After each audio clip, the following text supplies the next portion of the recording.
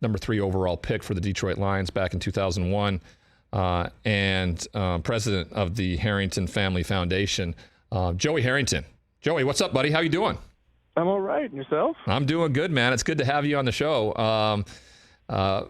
We had our boy Peyton Manning on just a little bit ago talking about the '98 draft, and I wanted to kind of ask you what your draft experience was like. You had a tremendous career at the University of Oregon, a ton of success, the Heisman campaign everybody remembers with Nike and in the middle of Times Square, and then the opportunity to go and play in the NFL. What was your draft experience kind of like? Man, my draft experience was a bit surreal, to be honest, because it was never I don't want to say it was never a thought of mine, but it was always so far off in the distance, right, and so almost unattainable, right? You look at the percentages, and it's 1% of the 2% who make it to college football, 1% of them make it onto the NFL. I mean, it's so minuscule that moment was pretty surreal. And the thing that made it so great for me was, back then they invited a couple of us to New York for the draft, but they said, you're only allowed to bring 4 people, or 6 people, or whatever that number. You know why that's the case is because my family, we brought 30 people in '98, and they were like, "Nah, that's not happening again." Perfect. All right, so you're the reason. Okay. I'm the reason. Well, so anyway, they're like, you can only bring 5 people. I was like, man, I grew up in an Irish Catholic family. Yeah. Like, there's no way that I can only show up with 5 people. So I said, I'm going to stay home, and I'm going to watch her on TV over at my grandparents' house. And, we had 16 first cousins, and then my dad is the oldest of 8, and then all the aunts and uncles, and then, my college roommates. And so there were probably, I don't know, 140 of us at my grandma and grandpa's house. And we're just kind of sitting around, and it was great to be around family. There's such this hype and this, just the crazy media attention around the draft, that it was nice to kind of have this just calming, just foundation. I mean, I got picked 3rd overall, which, then the draft started at like 9 a.m. So I was done by like 9:45. Yep. And then I went and played golf.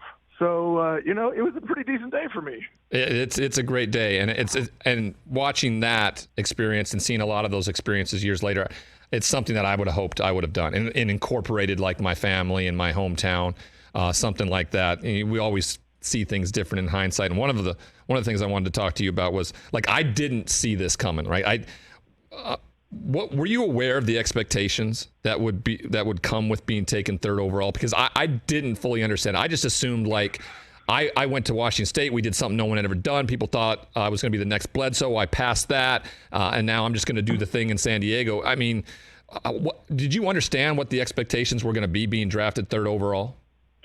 I think you I think you kind of hit it on the head there. Which is, I understood the expectations, but I expected perfection from myself. Right. Right. Because that's what had happened, right? You showed up at Washington State and you just went out and tore the conference apart. And it's like, well, yeah, of course, that's what I'm going to go do in the NFL. Yeah. We completely changed the face of Oregon football and made it a brand that people were starting to pay attention to.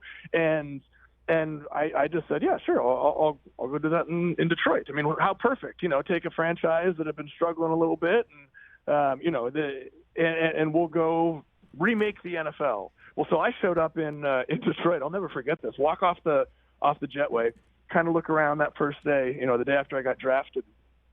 And I just kind of look around, and this guy walks up to me, like, immediately as I just, like, passed the ticket counter there. And he's like, "Hey, Joey, welcome to Detroit." I was like, "Oh, thanks, man. I appreciate it. Hey, you've got one of the 2 toughest jobs in the city, goalie for the Red Wings and quarterback for the Lions. And we haven't had a quarterback here since Bobby Lane in, like, 1958. Good luck, man."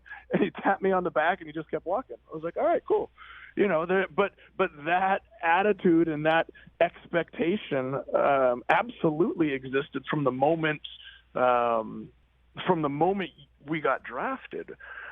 But I don't know that.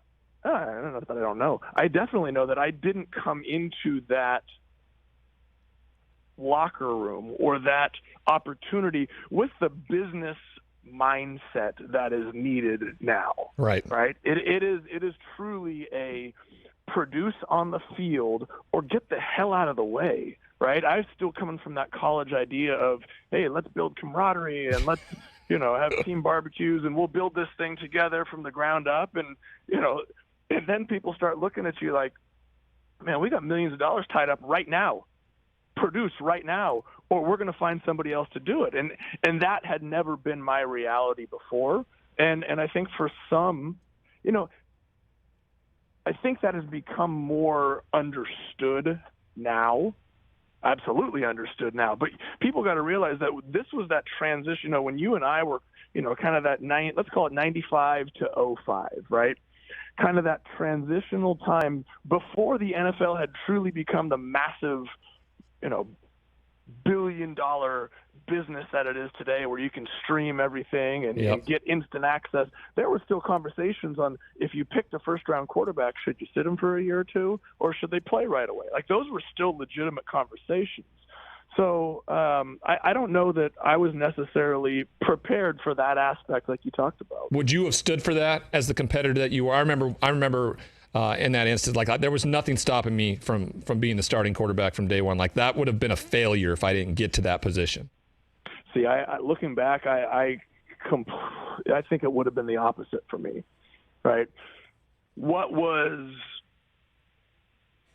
my strengths as a quarterback were never physical, right? I wasn't the biggest. I wasn't the strongest. I sure as hell wasn't the fastest. I had a good arm. I didn't have the best arm. What I did well is I studied and I learned, and I knew what the defense was doing before they did in college, right? I was able to, and those type of things were what inspired my teammates to, to hop on board and say, all right, I believe in this guy. It's not because I could, run a 4.5 or throw a ball through a brick wall. Like that was never my style. And so I think looking back, I would have benefited from sitting for a year and being able to take it in and learn and say, oh, this is what I could do in this situation.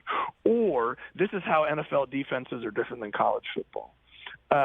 Because what happened to me is I got thrown into the fire, and I just kept getting kicked in the chin over and over. I know that feeling, bud. I kept going bud. back to the drawing board and saying, all right, let me try and fix it. But then when it didn't work, then I started doubting myself. And more than anybody, the moment you doubt yourself is the moment you are dead. You're done in that level. Done. Yeah, done. And it's incredibly humbling when that happens in that moment. All right, we're speaking to Joey Harrington, third overall pick in the 2002 NFL Draft, 7-year NFL veteran, and more importantly, the president of the Harrington Family Foundation. I really want you to kind of tell everybody about that, because I get to do a pretty cool thing with you at the end of June. You are having your 10th year anniversary of the Battle in Bandon.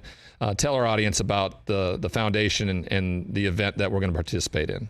Yeah, so the foundation I started back in 2002 when I was drafted. I took my signing bonus and started the foundation. I knew that, at some point I would want philanthropy or running a nonprofit to be part of my, post NFL career.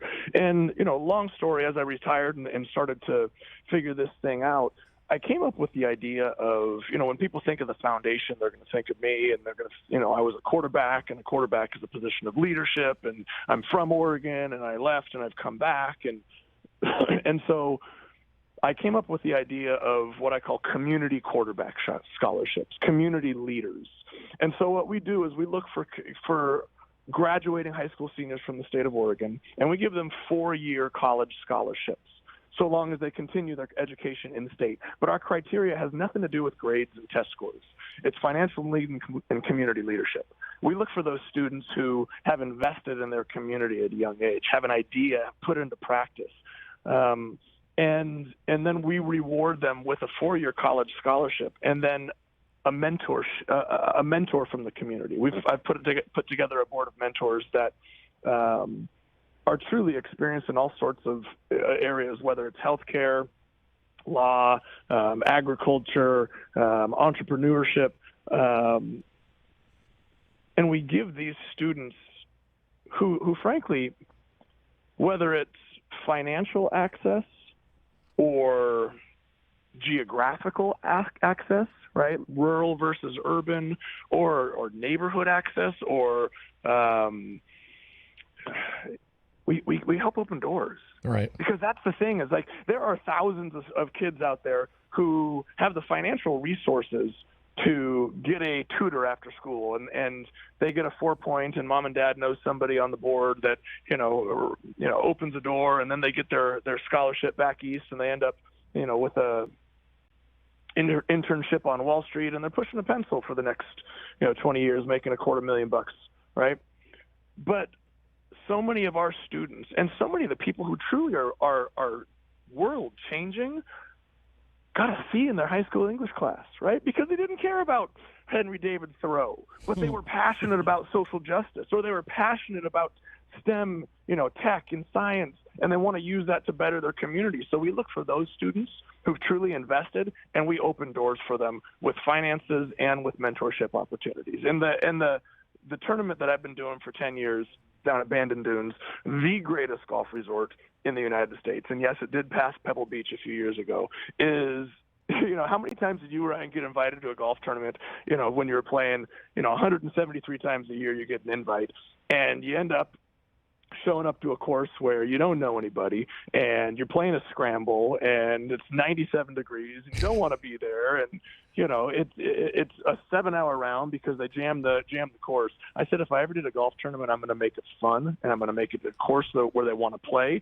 and I'm going to actually play golf. So we go down to Bandon and play a series of 2-man best ball matches. I got 2 guys from each school in the Pac-12, and we spend a weekend competing against each other on TV for a great cause, and in my opinion, a great cause. But it's fun, right? It's a chance for Washington State to play. You're gonna play a match against either Lawyer Malloy or Jake Browning, and you guys are gonna talk so much trash through that whole thing. Yeah. And we're gonna see who comes out on top, right? Who's gonna be better, the Huskies or the Cougars? Well, we know the answer to that one already, but I'm super looking forward to it. I really appreciate the invite this year.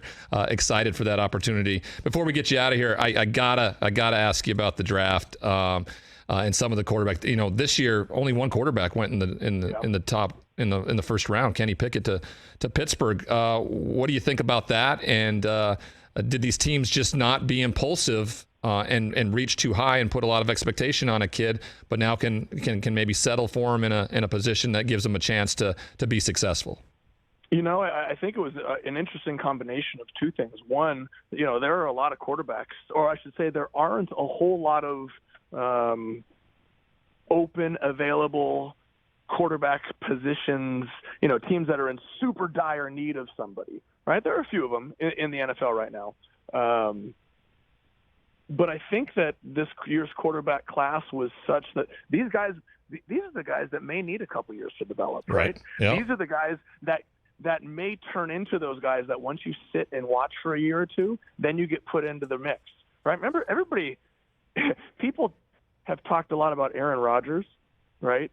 And, all the stuff over the last couple of years with his contract situation. Let's not forget that Aaron Rodgers sat. Carson 3 years. Sat, 3 years. Right? Yeah. These guys sat behind players and watched and developed into the type of player they are. The other thing, too, that's been really interesting, and this is a whole other conversation, but the NFL game has changed such that there is such a premium on wide receivers as opposed to running backs, right? Remember when we were playing, it was if you didn't have a 1,200-yard back, a 1,500-yard back, you were in trouble. You were lost, right? yeah. Absolutely. And receivers were a dime a dozen. You could pick a guy to catch six passes for 65 yards every game. Now the NFL game has changed to the point where teams are chucking the ball and they need that stud. And so it didn't surprise me that you saw, what was it, six of them, receivers taken in the top 20 picks. I mean, that was crazy. I mean, that tells me how much the NFL game has changed. You combine that with the A.J. Brown trade, yes, with the talk of Deebo Samuel, getting traded. I mean, this is becoming a wide receiver dominant league, You combine that with so many teams have their guys right now, and this crop of NFL potential quarterbacks maybe be in the group that needs to sit for a year or two, and I wasn't surprised that you saw 6 wideouts go and only 1 quarterback. Yep, it's interesting. It's always fun to hear the insight from a guy that did it and did it at a very high level. Joey Harrington, everybody, 7-year NFL veteran, Oregon Duck superstar. Thanks for taking the time, and I look forward to seeing you at the end of June, bud. Man, always a pleasure, buddy. It'll be good to catch up. Thanks for having me. All right, Joey Harrington, 7-year NFL veteran, number 3 overall pick in the 2002 NFL Draft. Hey, you watched all the way to the end. Thanks for that. Watch more right here.